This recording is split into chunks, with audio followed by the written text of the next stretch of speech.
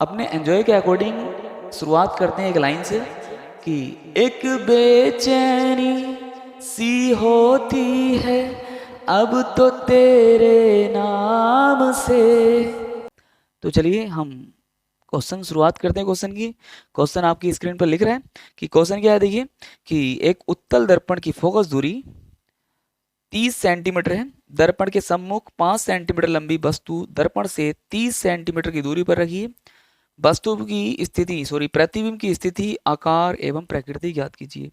देखिए मेरे पढ़ने में आपको समझ नहीं आया क्वेश्चन, आपको जो स्क्रीन पर दिखाई दे रहा है उसे अच्छे से पढ़िए, स्लोली स्लोली पढ़िए। अब मैं यहाँ से डेटा कलेक्ट करता हूँ, इतना तो आपको पता ही होगा। तो यहाँ पर क्या लिख रखा है बेटे, फोकस दूरी कितनी है इसकी, एफ का मान कितना दिया 30 सेंटीमीटर। ओके, प्लस में लेंगे क्योंकि यहाँ पर उत्तल दर्पण है। उसके बाद 5 सेंटीमीटर लंबी वस्तु, लंबी वस्तु का मतलब है कि अगर उत्तल दर्पण है, दर्पण कौन सा है बेटे, उत्तल ये वाला, तो उसके सामने कोई वस्तु रखी है, इस तरह रखी होगी। ये वस्तु की जो लंबाई है ना वो 5 सेंटीमीटर है। बच्चे यहाँ पर ना कंफ्यूज हो जाते हैं कि 5 सेंटीमीटर यहाँ से यहाँ तक की दूरी है, ये नहीं है भाई साहब, लंबाई है वस्तु की। ओके, तो इसे हम प्रदर्शित करते हैं एच से, तो 5 सेंटीमीटर।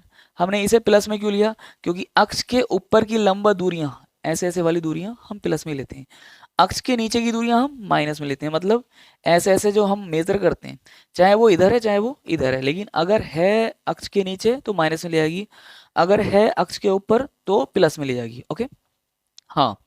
तो बेटे उसके आगे क्या लिख रखा है, उसके आगे बोल रखा है भैया कि प्रतिबिंब की स्थिति ज्ञात कर रही है, लेकिन उससे पहले भी एक बात बोल रही है कि वस्तु दर्पण से कितनी दूरी पर है।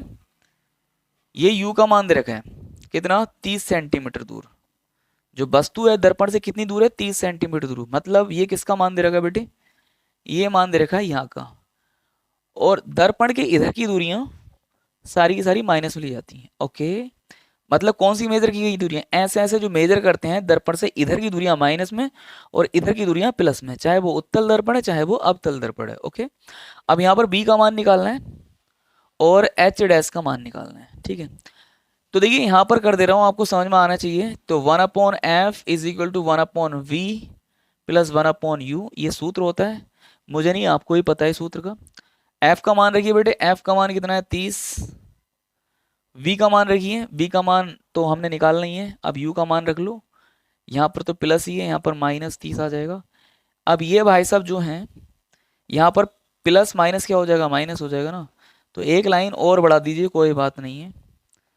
1/30, इन भाई साहब को उठा के इधर लेकर आइए, 30 प्लस 1/30, क्योंकि इधर जब जाएगा ये तो प्लस में जाएगा ना, तो इधर कितना बचेगा, केवल 1/b बचेगा।